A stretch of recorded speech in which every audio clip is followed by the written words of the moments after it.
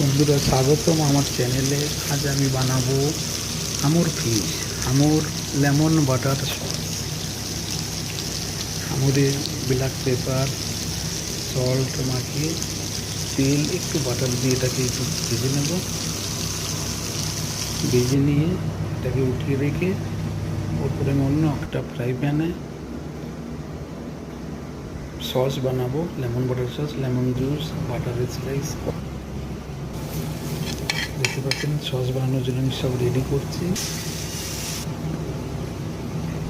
একটু পেঁয়াজ, একটু রসুনের কুচি দিয়ে, লেমন জুস দিয়ে তার উপরে বাটার স্লাইস একটু একটু করে ঢালতে হবে আর এভাবে নাড়াতে হবে।